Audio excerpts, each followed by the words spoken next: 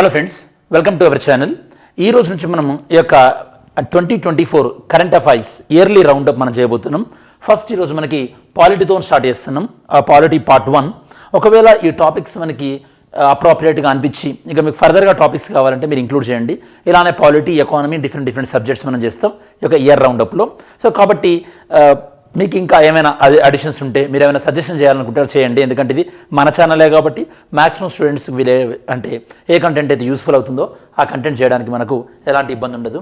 దాంతోపాటు ఈరోజు మీకు ఈ వీడియో మోస్ట్ ప్రాబ్లీ 9కి కానీ 9:15కి వరకు కానీ అప్లోడ్ అయ్యే ఛాన్స్ ఉంటుంది. ఎందుకంటే నాకు కొద్దిగా ఫీవరిష్గా ఉండడం వల్ల వీడియో లేట్గా స్టార్ట్ చేయాల్సి వచ్చింది. సో కొన్నిసార్లు ఇలా టైం మిస్ అయినప్పుడు అడ్జస్ట్ చేసుకోండి. ఓకే ఫ్రెండ్స్, సరే మరి ఈరోజు మనం డిస్కస్ చేయబోయేటటువంటి దాంతోపాటు కొంతమంది టెలిగ్రామ్ గ్రూప్ లింక్ అని అడిగారు. ఇక్కడ మీకు ఇంక్లూడ్ చేస్తే దీన్ని టైప్ చేయొచ్చు. ఎందుకంటే ఇవి చాలా ఇంపార్టెంట్ కాబట్టి వీటి పీడిఎఫ్స్ నేను ఎట్ ఎనీ కాస్ట్ మనకి టెలిగ్రామ్ ఛానల్లో ఇంక్లూడ్ చేస్తాను. మరి ఈరోజు మనం డిస్కస్ చేయబోయేటటువంటి టాప్ 5 టాపిక్స్ ఏంటంటే women reservation, CEC and EC, governor power to decide and bills, simultaneous polls, article 370 and article 335A. మనం ఇక్కడ సెలెక్ట్ చేసే టాపిక్స్ అన్నీ కూడా ప్రధానంగా న్యూస్లో ఉన్నటువంటి ఇష్యూస్ అనమాట. ఓకే, ఇన్సిడెంట్ అనుకోండి ఆ రోజు ఉంటుంది, ఒక 2-3 రోజుల వరకు ఆ ఇన్సిడెంట్ ఉండదు. ఇష్యూ అంటే దేశవ్యాప్తంగా ఈ యొక్క అంటే ఎఫెక్ట్ కలిగించినటువంటి అంశాలు అనమాట. అది మనం ఎకానమీ తీసుకున్నా, ఎన్విరాన్మెంట్ తీసుకున్నా, ఎస్పెషల్లీ మనకి ఇష్యూస్ పైన మంచి కమాండ్ ఉండాలి. కమాండ్ ఉంటే రేపు మనం యూపీఎస్సీ మెయిన్స్ కానీ, గ్రూప్ 1 మెయిన్స్ కానీ, ఈవెన్ గ్రూప్ 1 లాంటి ఎగ్జామ్స్ ప్రిలిమ్స్ కూడా మనం ఈజీగా క్లియర్ చేసే అవకాశం ఉంటుంది. ఈ 5 టాపిక్స్ ఫస్ట్ నేను ప్రతి టాపిక్ కన్నా ముందు టాపిక్ ఎక్స్ప్లెయిన్ చేసిన తర్వాత ఆ టాపిక్లో ఇంపార్టెంట్ ఉన్నాయని నేను మీకు హైలైట్ చేస్తాను, సో దట్ మీకు ఈజీగా అర్థమవుతుంది. ఫస్ట్ టాపిక్ మనకి women reservation bill. Actually women reservation bill ఇది యాక్ట్ కూడా అయింది. ఇది మనకి 106వ రాజ్యాంగ సవరణ ద్వారా ఈ యొక్క యాక్ట్ లాగా వచ్చేసింది అనమాట. పార్లమెంట్ పాస్ చేసింది. ఈ యొక్క ఉమెన్ రిజర్వేషన్ 106వ రాజ్యాంగ సవరణ అనేది లోక్సభలో, దాంతోపాటు అసెంబ్లీలలో ఉమెన్కి 1/3 సీట్స్ రిజర్వేషన్ ఇచ్చిందనమాట. ఓకే, అలానే ఎస్సీ ఎస్టీలకు ఏవైతే కనుక సీట్లు రిజర్వ్ అయ్యాయో అందులో కూడా 1/3 సీట్స్ ఉమెన్కి రిజర్వేషన్ అవుతాయి. ఇది యాక్చువల్లీ 1996లోనే మనం ట్రై చేసాము. అప్పటి నుంచి వివిధ సందర్భాల్లో ఈ బిల్లుని లోక్సభలో ప్రవేశపెట్టడం, దాని తర్వాత లోక్సభ రద్దయినప్పుడు మీకు ఐడియా ఉంటుంది. ఏదైనా బిల్లును లోక్సభలో ప్రవేశపెట్టి లోక్సభలో పెండింగ్ ఉన్నా, లేదా రాజ్యసభలో ప్రవేశపెట్టి పాస్ అయ్యి అది లోక్సభకు వచ్చినా కూడా ఆ సందర్భంలో ఒకవేళ లోక్సభ రద్దయిపోతే బిల్లు రద్దవుతుంది. అలా వివిధ సందర్భాల్లో బిల్లు రద్దయింది. ఫైనల్గా మనకి బిల్ పాస్ అయింది. ఈ పాస్ అయినటువంటి బిల్లు ప్రకారం 15 ఇయర్స్ తర్వాత మళ్ళీ ఒక ఉమెన్ రిజర్వేషన్ అనేది మళ్ళీ రెన్యూ చేస్తారనమాట. రివ్యూ చేసి రెన్యూ చేయాలా లేదా అని డిసైడ్ అవుతారు. ఓకే, మరి యొక్క women reservation bill point of వ్యూలో ఉమెన్కి ఎందుకు రిజర్వేషన్ కావాలి? ఇప్పటికీ కూడా వివిధ రాష్ట్రాలలో ఉమెన్ రిప్రజెంటేషన్ అనేది చాలా తక్కువగా ఉంది. వివిధ దేశాలలో కూడా ఉమెన్ రిజర్వేషన్ చాలా తక్కువగా ఉంది. ఆ డేటాను కూడా ఒకసారి మనం చూద్దాం ఇక్కడ. ఓకే, సరే, ఫస్ట్ వైట్ ఈజ్ న్యూస్. రాష్ట్రపతి 128వ రాజ్యాంగ సవరణ బిల్లుకు ఆమోదం పొందింది. 128వ రాజ్యాంగ సవరణ బిల్లు అంటే అది లిస్టులో 128, బట్ ఆమోదం పొందిన తర్వాత అది ఎన్నో బిల్ అయింది, ఇప్పుడు ఎన్నో యాక్ట్ అయింది 106. కాబట్టి రాజ్యాంగం ఇండియన్ కాన్స్టిట్యూషన్ అమెండ్ చేసింది 106 టైమ్స్. ఎంత రిజర్వేషన్? 33%. టోటల్గా 1/3 seats for SC ST. Okay, దీన్ని 15 ఇయర్స్ తర్వాత మళ్ళీ రివ్యూ చేయాల్సి ఉంటుందన్నమాట. 1996లో దీన్ని దేవేగౌడ ప్రభుత్వం ఈ బిల్లును తీసుకురావడం జరిగింది. అప్పుడు పార్లమెంట్లో దీనిపైన జాయింట్ పార్లమెంటరీ కమిటీ అనేది గీతా ముఖర్జీ గారి నేతృత్వంలో అపాయింట్ చేశారు. అపాయింట్ చేసిన తర్వాత వాళ్ళు రిపోర్ట్ ఇచ్చారు 1996లో. దాని తర్వాత లోక్సభ రద్దు అవ్వడం వల్ల బిల్లు కూడా రద్దు అయిపోయింది. అదే సంఘటన 1998లో కానీ, 1999లో కానీ, 2004లో కానీ జరిగింది. 2008లో ఈ బిల్లు రాజ్యసభలో ప్రవేశపెట్టారు. కాబట్టి 2009లో ఎన్నికలు జరిగినప్పటికీ కూడా బిల్లు రద్దు అవ్వలేదు. కాకపోతే రాజ్యసభ యాక్సెప్ట్ చేసి లోక్సభ యాక్సెప్ట్ చేద్దామనేసరికి 2014లో లోక్సభ రద్దు అవ్వడము, దానివల్ల ఏమైంది? దానివల్ల బిల్ అనేది రద్దు అయిపోయింది. ఓకే, అదే సేమ్ సిచ్యువేషన్ 2010లో జరిగింది. నేను మీకు ఇందాక చెప్పిన 2014లో. ఇది మనం పంచాయతీలలో ఏవైతే కనుక ఉమెన్కి రిజర్వేషన్ ఇస్తున్నామో దానికి కొనసాగింపుగా లోక్సభ అండ్ అసెంబ్లీలోని మనం చెప్పొచ్చు. మన భారతదేశంలో కొన్ని రాష్ట్రాలను చూసినట్టయితే కనుక గుజరాత్లో మొత్తం అసెంబ్లీలో మహిళలు కేవలం 8% మాత్రమే ఉన్నారు, మహిళా ఎమ్మెల్యేలు. హిమాచల్ ప్రదేశ్ లాంటి రాష్ట్రాలలో 50% మహిళల జనాభా ఉన్నప్పటికీ అక్కడ కేవలం ఒక్క మహిళ మాత్రమే అసెంబ్లీలో రిప్రజెంటేషన్ ఉన్నారు. ఈవెన్ నేషనల్ యావరేజ్ కూడా మనకు 50% ఆర్ 50 to 55% ఉమెన్ ఉన్నప్పటికీ కూడా మనకి మహిళా రిజర్వేషన్ కేవలం 8%, అంటే మహిళా రిప్రజెంటేషన్ కేవలం 8% ఉంది. అంటే వాళ్ళ యొక్క పాపులేషన్కి యొక్క తగ్గట్టుగా యొక్క ప్రాతినిధ్యం అనేది చట్టసభల్లో లేదు. అందుకోసం మేము వివిధ దేశాలకి మహిళలకి ఉన్నటువంటి ప్రాతినిధ్యం అన్న విషయంలో ర్యాంకింగ్ ఇచ్చినప్పుడు ఇండియా 144 ర్యాంకింగ్లో ఉంది out of the 193. Even Pakistan, Nepal, Bangladesh లాంటి దేశాల దిగువన మన భారతదేశం ఉంది. సో దీన్ని మనం కరెక్ట్ చేసుకోవాల్సినటువంటి అవసరం ఉంది. మరి second topic CEC and EC. ఈ యొక్క బిల్లుకు ఈరోజే పార్లమెంట్ క్లియర్ చేసింది. సిఈసి ఈసీలకు సంబంధించి 2 కాంట్రవర్షియల్ రిమార్క్స్ మనం అర్థం చేసుకోవాలి. ఒకటి వాళ్ళ అపాయింట్మెంట్ కమిటీ. ఇంతవరకు సిఈసికి ఈసీకి అపాయింట్ చేయడానికి ఒక అపాయింట్మెంట్ కమిటీ అంటూ లేదు. కొత్త చట్టం ద్వారా అపాయింట్మెంట్ కమిటీని ఏర్పాటు చేశారు. అందులో ప్రైమ్ మినిస్టర్, దాంతోపాటు ప్రైమ్ మినిస్టర్ నామినేట్ చేసినటువంటి ఒక క్యాబినెట్ మినిస్టర్, దాంతోపాటు లీడర్ ఆఫ్ అపోజిషన్ ముగ్గురు ఉంటారు. వేరే సుప్రీంకోర్టు ఏం సజెస్ట్ చేసింది, సుప్రీంకోర్టు ఏం చెప్పిందంటే ఇందులో సీజేఐ ఉంటే బాగుంటుందని చెప్పింది. బట్ పార్లమెంటు దాన్ని పట్టించుకోలేదు. ఇంకో కాంట్రవర్షియల్ థింగ్ ఏంటంటే ఈ యొక్క సిఈసి దాంతోపాటు ఈసీ వీళ్ళ యొక్క శాలరీ కానీ వీళ్ళ యొక్క ఆఫీస్ కండిషన్స్ కానీ ఫస్ట్ ఏమన్నారంటే క్యాబినెట్ సెక్రటరీతో ఈక్వల్గా ఉంటాయన్నారు. తర్వాత దాని బిల్లుని మాడిఫై చేసి క్యాబినెట్ సెక్రటరీ కాదు, వాళ్ళ యొక్క శాలరీ కానీ వాళ్ళ యొక్క అలవెన్సెస్ కానీ ఈవెన్ సుప్రీంకోర్టు జడ్జితో పాటు ఈక్వల్గా ఉంటాయి ఇంతకుముందులాగానే అని చెప్పారు. ఈవెన్ సిఈసిని తీసేయాలన్నా కూడా సేమ్ సుప్రీంకోర్టు జడ్జి లాగానే తీసేయాలి. కాకపోతే ఈసీలను తీసేయాలంటే మాత్రం సిఈసి రికమెండ్ చేశాడు అనుకోండి ఈసీని తీసేయమని, అప్పుడు ఈసీలను తీసేయచ్చు. దాంతోపాటు సిఈసీలకు ఈసీలకు ఈ బిల్లు ప్రకారం లేదా ఈ చట్టం ప్రకారం ఎలాంటి క్వాలిఫికేషన్ కూడా మెన్షన్ చేయలేదు. క్వాలిఫికేషన్ లేదు. ఈవెన్ కాన్స్టిట్యూషన్ కూడా మెన్షన్ చేయలేదు. ఈవెన్ కాన్స్టిట్యూషన్ మనకి కేంద్ర ఎన్నికల సంఘం ఈసీఐలో ఇంత సంఖ్య ఉండాలని కూడా ఎప్పుడు చెప్పలేదు. కాబట్టి 1989 వరకు కేవలం ఒకరే మెంబర్ ఉండేవాళ్ళు. దాని తర్వాత 1989లో రాజీవ్ గాంధీ ప్రభుత్వం దాన్ని 1+2గా చేశారు. దాని తర్వాత విపి సింగ్ ప్రభుత్వం దాన్ని మళ్ళీ 1 మెంబర్గా చేశారు. దాని తర్వాత పివి నరసింహారావు గారి ప్రభుత్వంలో అగైన్ 1+2గా చేశాం. ఇప్పుడు మనకి కేంద్ర ఎన్నికల సంఘంలో 1+2 అన్న మనకు థియరీని ఫాలో అవుతున్నాం. 1 అంటే సిఈసి చీఫ్ ఎలక్షన్ కమిషనర్, మిగతా 2 మెంబర్స్ అంటే ఎలక్షన్ కమిషనర్స్. ఈ విధంగా దీన్ని మనం ఫాలో అవుతున్నాం. ఓకే, దాంతోపాటు ఈ యొక్క కొత్త బిల్లు ప్రకారము ఈసీ దాంతోపాటు సిఈసి వాళ్ళ యొక్క విధి నిర్వహణలో భాగంగా ఏవైనా నిర్ణయాలు తీసుకుంటే కనుక వాటిపైన క్రిమినల్ కేసులు కానీ ఎలాంటి సివిల్ కేసులు కానీ వేయడానికి వీల్లేదు. అంటే వాళ్ళకు సివిల్ మరియు క్రిమినల్ కేసుల నుంచి రక్షణ కూడా కల్పించడం జరిగింది. దానివల్ల ఏమవుతుంది, దానివల్ల వాళ్ళు వాళ్ళ యొక్క విధులను స్వేచ్ఛగా నిర్వహించగలుగుతారు. మరి ఇలా కమిటీలో అసలు జ్యుడిషియరీ ఎవరు లేకపోవడం, leader of opposition and prime minister cabinet minister ఉండడం అనేది ఇది ఎన్నికల సంఘం యొక్క స్వతంత్రతమైన ఎలా ఎఫెక్ట్ చూపెట్టే అవకాశం ఉంది కామెంట్ చేయండి. అలానే రాష్ట్ర ఎన్నికల కమిషన్కి సంబంధించినటువంటి ఆర్టికల్ ఏంది కామెంట్ చేయండి. రాష్ట్ర ఎన్నికల సంఘం ఉంటుంది కదా, దానికి సంబంధించినటువంటి ఆర్టికల్ ఏంది, చాలా ఈజీ క్వశ్చన్, కామెంట్ చేయండి. ఓకే, నెక్స్ట్ ఇమ్యూనిటీ, దీని గురించి మనం ఆల్రెడీ డిస్కస్ చేసాం. దాని తర్వాత ఎలక్షన్ కమిషన్ ఆఫ్ ఇండియా అనేది ప్రధానంగా రాష్ట్రపతి, ఉపరాష్ట్రపతి, లోక్సభ, రాజ్యసభ, దాంతోపాటు అసెంబ్లీ, కౌన్సిల్ ఈ ఎన్నికలను కండక్ట్ చేస్తుంది. ఎలక్షన్ కమిషన్ ఆఫ్ ఇండియా గురించి మనకి ఆర్టికల్ 324 నుంచి ఆర్టికల్ 329 వరకు ఉంటుంది.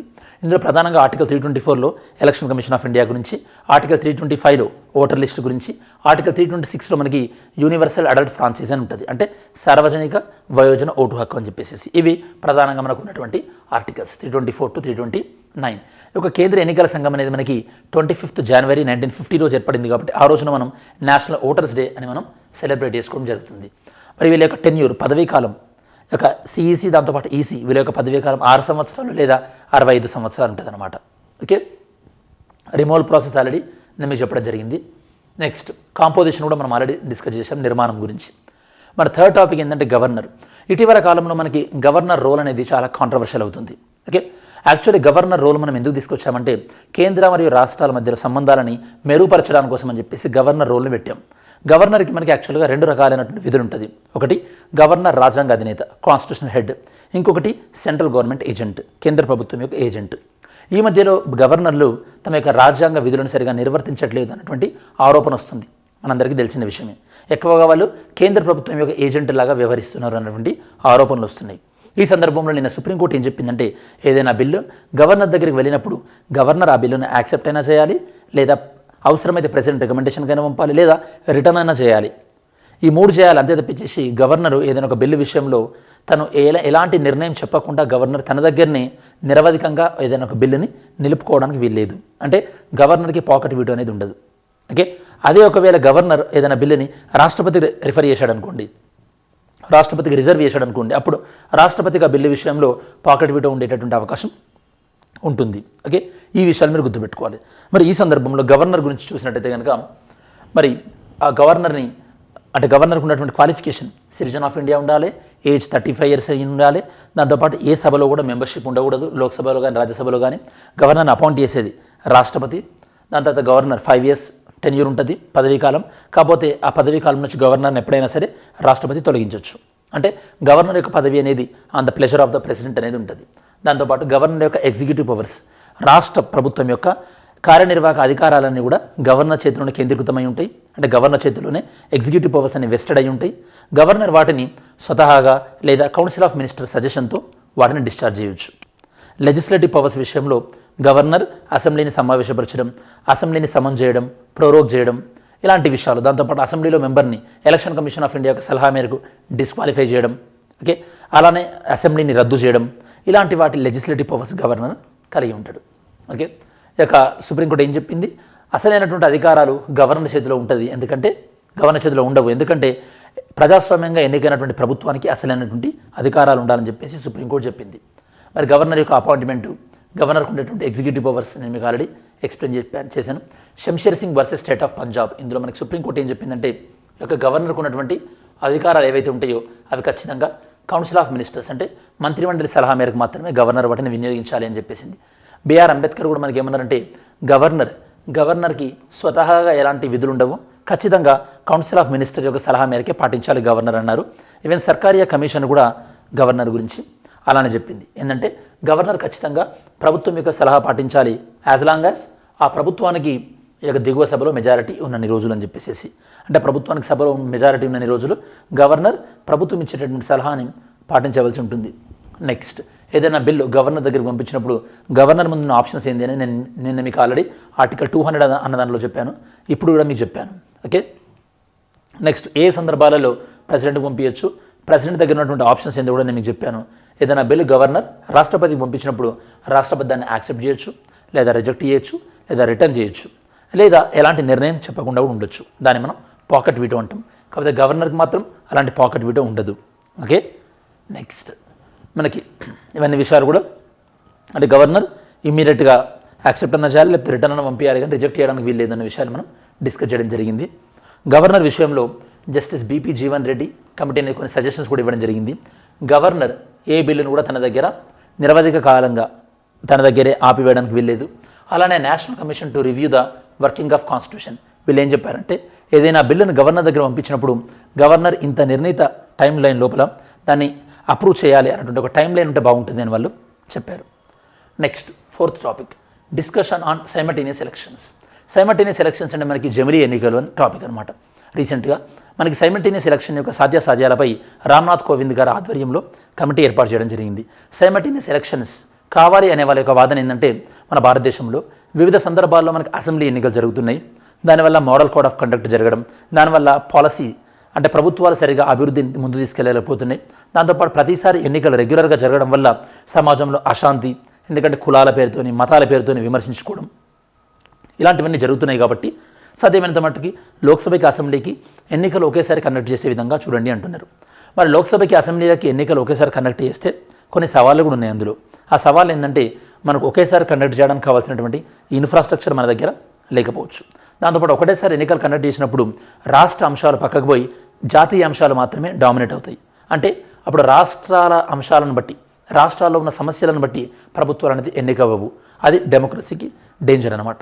దాంతోపాటు 5 సంవత్సరాలకు ఒకసారి ఎన్నికలు కాబట్టి ప్రభుత్వం ఏం చేస్తుంది, ఒకసారి ఎన్నికైన తర్వాత ఎలాగో మేము దిగిపోయేది లేదు కదా అని చెప్పేసి ప్రజలకు జవాబుదారితనం అనేది ఉండదు, అకౌంటబిలిటీ అనేది ఉండదు. ఇవన్నీ కూడా డ్రాబ్యాక్స్ సైమల్టేనియస్ ఎలక్షన్స్ వల్ల. ఒకవేళ సైమల్టేనియస్ ఎలక్షన్స్ పెడితే ఎలా పెట్టచ్చు అంటే ఒక మెథడ్ ఏమో 5 సంవత్సరానికి ఒకసారి, అంటే అన్ని అసెంబ్లీలు లోక్సభ ఎన్నికలు 5 సంవత్సరాలకు ఒకసారి కండక్ట్ చేయడం. ఇంకొకటేమో సగం రాష్ట్రాల ఎన్నికలు ప్లస్ లోక్సభ కలిపి ఒకసారి, అటు ఇంకో 2.5 years తర్వాత మిగతా రాష్ట్రాల యొక్క అసెంబ్లీ ఎన్నికలు, అంటే ఒక 5 సంవత్సరాల డ్యూరేషన్లో 2 సార్లు ఎన్నికలు వస్తాయి. అది ఒక మెథడ్ అనమాట. ఈ రెండిట్లో ఏదైనా ఎక్స్ప్లోర్ చేయొచ్చు. కాకపోతే దీన్ని ఆచరించాలంటే మన రాజ్యాంగంలో చాలా కాన్స్టిట్యూషన్ అమెండ్మెంట్ చేయవలసి ఉంటుంది. అది ఇప్పట్లో జరిగేటటువంటి అవకాశం కలగట్లేదు. అంటే 2024 లోక్సభ ఎన్నికల టైంకి అది జరగకపోవచ్చు అని ఎక్స్పర్ట్ యొక్క ఒపీనియన్ అనమాట. మరి సైమల్టేనియస్ ఎలక్షన్స్ దీనిపైన వేసినటువంటి కమిటీ చైర్మన్ ఎవరు? రామ్నాథ్ కోవింద్. దీన్ని పరిశీలించడానికి కోసం 1 నేషన్ 1 ఎలక్షన్ని పరిశీలించడానికి కోసం దీనిపైన స్పెషల్ సెషన్ కూడా జరిగింది సెప్టెంబర్ 18 నుంచి సెప్టెంబర్ 22 మధ్యలో. ఈ ఎలక్షన్స్ లోక్సభ మరియు అసెంబ్లీ ఎన్నికలకు సంబంధించింది. హైలైట్స్ ఇష్యూ ఏంటంటే కనుక ఒకేసారి ఎన్నికలు కండక్ట్ చేయాలని చెప్పేసి. ఒకసారి మీరు ఎన్నికల యొక్క ఎక్స్పెండిచర్ చూసినట్టయితే కనుక లోక్సభకి ఎన్నికలు కండక్ట్ చేసినప్పుడు ఎక్స్పెండిచర్ మొత్తం కేంద్రమే పెట్టుకుంటుంది, రాష్ట్రాలకు ఎన్నికలు కండక్ట్ చేసినప్పుడు ఎక్స్పెండిచర్ మొత్తం రాష్ట్రాలే పెట్టుకుంటుంది. ఒకవేళ కేంద్రానికి రాష్ట్రానికి ఉమ్మడిగా ఎన్నికలు జరిగినట్టయితే కనుక ఎక్స్పెండిచర్ని 50% భరించవలసి ఉంటుంది. మరి యొక్క సైమల్టేనియస్ ఎలక్షన్స్ అనేవి 1967 వరకు ఉండే. దాని తర్వాత రాష్ట్రాలు ముందస్తు ఎన్నికలకు వెళ్ళడం, కొన్ని రాష్ట్రాలలో ప్రభుత్వాలు పడిపోవడం, దానివల్ల ఈ యొక్క సైమల్టేనియస్ ఎలక్షన్స్ అనేటువంటి ట్రెడిషన్ అనేది బ్రేక్ అయింది. ఈ యొక్క సైమల్టేనియస్ ఎలక్షన్స్ని మనకి ఎలక్షన్ కమిషన్ ఆఫ్ ఇండియా తన యొక్క 1983 యాన్యువల్ రిపోర్ట్లో కానీ, లా కమిషన్ రిపోర్ట్ 1999లో కానీ, నీతి ఆయోగ్ రిపోర్ట్స్ 2017లో కానీ, లా కమిషన్ 2018లో కానీ, ఇలాంటి వివిధ రిపోర్ట్లన్నింటిలో కూడా వీళ్ళు రికమెండ్ చేశారు. ఓకే, అంటే సైమల్టేనియస్ ఎలక్షన్స్ ఉంటే బాగుంటుంది అని చెప్పేసి దానికి పాజిటివ్గా. సైమల్టేనియస్ ఎలక్షన్స్ ఎన్ని విధాలుగా చేయొచ్చు అనేది నేను మీకు 2 విధాలుగా ఎలా చేయొచ్చు నేను మీకు ఆల్రెడీ చెప్పాను. సైమల్టేనియస్ ఎలక్షన్స్ కావాలి అనుకుంటున్నటువంటి వాదనలు కూడా చెప్పాను నేను మీకు ఆల్రెడీ, మనం ఎక్స్ప్లెయిన్ చేస్తాం. సైమల్టేనియస్ ఎలక్షన్స్లో ఉన్నటువంటి ఛాలెంజెస్ ఏంది? రాజ్యాంగాన్ని మార్చాలి, దాంతోపాటు మనకి ఈ యొక్క అంటే రాజ్యాంగంలో ఈ ఆర్టికల్స్ని మార్చాలన్నమాట.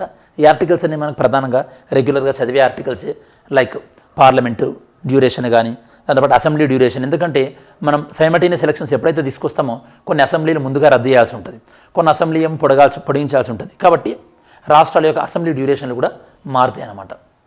మరి దీనివల్ల ఏమవుతుంది? నెగిటివ్ ఎఫెక్ట్ కూడా మనం ఆల్రెడీ ఎక్స్ప్లెయిన్ చేస్తాం దీనివల్ల. మరి ఈ టాపిక్లో మనకి లా కమిషన్ అనేది 2-3 సందర్భాల్లో వచ్చింది కాబట్టి లా కమిషన్ గురించి కూడా డిస్కస్ చేద్దాం. లా కమిషన్ అనేది మనకి స్టాచ్యూటరీ బాడీ కాదు, కాన్స్టిట్యూషనల్ బాడీ కూడా కాదు. మన 2023లో లా కమిషన్ గురించి క్వశ్చన్ అడిగారు. ఇది మనకి ఎగ్జిక్యూటివ్ బాడీ మాత్రమే. ఇది ఇచ్చేటటువంటి అడ్వైజెస్ నాన్ బైండింగ్, ఖచ్చితంగా ఫాలో అవ్వాలన్నటువంటి రూల్ ఏం లేదు. ఫస్ట్ లా కమిషన్ ఇండిపెండెంట్ ఇండియాలో దానికి నాయకత్వం వహించింది ఎవరు? MC సెతల్వాడ్. ఓకే, మరి బ్రిటిష్ వాళ్ళ టైంలో ఫస్ట్ లా కమిషన్కి నాయకత్వం వహించింది ఎవరు? ఆన్సర్ చేయండి. బ్రిటిష్ వాళ్ళ టైంలో. ఓకే, లా కమిషన్లో మనకి చైర్పర్సన్, దాంతోపాటు వేరే సభ్యులు ఉంటారు లా కమిషన్లో. దాంతోపాటు ఇందులో ఎక్స్ అఫీషియో సభ్యులు ఉంటారు. వాళ్ళు ఎవరంటే లా సెక్రటరీ, దాంతోపాటు మనకి లా మినిస్ట్రీ యొక్క సెక్రటరీ, వీళ్ళు ఎక్స్ అఫీషియో సభ్యులు. లా కమిషన్ బ్రిటిష్ వాళ్ళ టైంలో ఫస్ట్ టైం లా కమిషన్ ఏర్పడినప్పుడు దానికి అధ్యక్షత వహించింది ఎవరు? మెకాలే. లా కమిషన్ ఫంక్షన్స్ ఏవైనా సరే, ప్రస్తుతం ఉన్నటువంటి చట్టాలు ఏవైనా ఉంటే అవి అవుట్డేటెడ్ అయితే కనుక వాటిని చూసి వాటిని ఏమైనా సజెషన్ చేయడం, దాంతోపాటు చట్టాలు పూర్ పీపుల్, దాంతోపాటు వల్నరబుల్ పీపుల్ ఎవరైతే ఉంటారో వాళ్ళకి చట్టాలు సరిగా అమలు అవ్వకపోతే వాటిని ఇంకా బెటర్గా ఎలా చేయొచ్చు అని సజెషన్స్ ఇస్తుంది లా కమిషన్. నెక్స్ట్ మనకి ఆర్టికల్ 35A అండ్ ఆర్టికల్ 370. రీసెంట్గా సుప్రీంకోర్టు ఏం చెప్పిందంటే ఆర్టికల్ 370 తొలగించడాన్ని సమర్థించింది. ఎందుకంటే ఆర్టికల్ 370 అనేది జమ్మూ కాశ్మీర్కి ప్రత్యేకమైనటువంటి హోదా ఇచ్చినప్పటికీ కూడా ఆర్టికల్ 370 ఎందులో భాగంగానే చూడాలి? ఆర్టికల్ 1లో భాగంగా చూడాలి. ఆర్టికల్ 1 ఏం చెప్తుంది? India is a union of states అంటున్నాం. అంటే భారతదేశం నుంచి ఏ రాష్ట్రానికి కానీ ఏ కేంద్రపాలిత ప్రాంతానికి కానీ విడిపోయేటటువంటి హక్కు లేదు. మరి అట్లాంటప్పుడు ఇవన్నీ భారతదేశంలో అంతర్భాగం కాబట్టి మరి భారతదేశ పార్లమెంటు వాళ్ళకి ఇచ్చినటువంటి ప్రత్యేక హోదాని ఏ సమయంలోనైనా రద్దు చేయొచ్చు. ఆర్టికల్ 370 అనేది మనకు యాక్చువల్గా ఇన్స్ట్రుమెంట్ ఆఫ్ యాక్సెషన్ ద్వారా వచ్చిందనమాట. రాజా హరి సింగ్ దాంతోపాటు భారత ప్రభుత్వం జరిగినటువంటి ఒప్పందం. ఈ ఆర్టికల్ 370 ద్వారా పాకిస్తాన్కి ప్రత్యేకమైనటువంటి రాజ్యాంగం, అలానే పాకిస్తాన్కి ప్రత్యేకమైనటువంటి ఫ్లాగ్, పాకిస్తాన్ అసెంబ్లీ 6 సంవత్సరాలు ఉండడం, అలానే పార్లమెంట్ చేసినటువంటి చట్టాలు ఎక్సెప్ట్ ఫారిన్ అఫైర్స్, డిఫెన్స్, కొన్ని విషయాలు తప్ప మిగతావేవి కూడా జమ్మూ కాశ్మీర్లో అప్లికేబుల్ కావు unless until Jammu Kashmir assembly దాన్ని యాక్సెప్ట్ చేస్తే తప్ప. అలానే వాళ్ళకి సపరేట్ కాన్స్టిట్యూషన్ ఉంది కాబట్టి ఆ కాన్స్టిట్యూషన్ ప్రకారము వాళ్ళు ఆర్టికల్ 35A అని కూడా తీసుకొచ్చారు. దాని ప్రకారం జమ్మూ కాశ్మీర్లో పర్మనెంట్ రెసిడెంట్ ఉన్న వాళ్ళే అక్కడ ల్యాండ్ కొనొచ్చు, అక్కడ ఉన్న వాళ్ళు గవర్నమెంట్ జాబ్స్కి ఎలిజిబుల్, వాళ్ళే ఈ యొక్క గవర్నమెంట్ స్కూల్ కాలేజ్ యొక్క స్కాలర్షిప్స్కి ఎలిజిబుల్. అలానే జమ్మూ కాశ్మీర్ అమ్మాయిలు ఎవరైనా అదర్ దాన్ జమ్మూ కాశ్మీర్ వాళ్ళని పెళ్లి చేసుకున్నట్టయితే కనుక వాళ్ళకి ప్రాపర్టీ రైట్స్ అన్నీ పోతాయి. ఇలాంటి డిస్క్రిమినేషన్ అన్నీ ఉంది కాబట్టి వీటిని తొలగించాలని చెప్పేసి కేంద్ర ప్రభుత్వం ఆర్టికల్ 370 తీసేసింది. ఆర్టికల్ 370 తీసేసి ఆటోమేటిక్గా ఆర్టికల్ 35A కూడా రద్దు అవుతుంది. ఆ రెండింటి రద్దు చేయడం అనేది కరెక్టే అని సుప్రీంకోర్టు అభిప్రాయపడింది. ఎందుకంటే ఆర్టికల్ 370 అనేది కేవలం తాత్కాలికమైనటువంటి ప్రొవిజన్ మాత్రమే. ఈ అంశాలన్నీ కూడా మనం డిస్కస్ చేసాం. ఆర్టికల్ 35A ఏ అంశాలలో మనకి ప్రత్యేకమైనటువంటి అధికారాలు ఇస్తుంది, దాని మీద ఉన్నటువంటి క్రిటిసిజం ఏంటి అని చెప్పేసి. ఓకే, సరే స్టూడెంట్స్, నిన్నటి వీడియోలో మిమ్మల్ని అడిగినటువంటి క్వశ్చన్ ఏంది? ఇండ్ ఆర్క్. మనం ఇండ్ ఆర్క్ అనేదాన్ని కొన్ని సందర్భాల్లో న్యూస్లో చూసాం, దేనికి సంబంధించింది అని అడిగాం. ఇది మనకి ఇండియా యొక్క underwater observatory to scientifically study the Arctic region. Arctic రీజియన్ని మనం పరిశీలించడానికి మనం డిప్లాయ్ చేసినటువంటి underwater observatory. Okay, next ఈరోజు క్వశ్చన్ ఎందుకు చూద్దాం. Consider the following and choose the correct code. ఇవి మనకి ప్రెసిడెంట్కి సంబంధించి కొన్ని ఉన్నాయి. ఇందులో ఏది రైటో కరెక్ట్ పిక్ చేయండి, ఏ స్టేట్మెంట్స్ రైటో. Next question under which article of the Indian constitution governor has the power to reserve a bill for the president assent. Okay, president అభిప్రాయం కోసం రిజర్వ్ పెట్టడం ఏ ఆర్టికల్కి సంబంధించి. Next question which statement is not correct about Jammu Kashmir.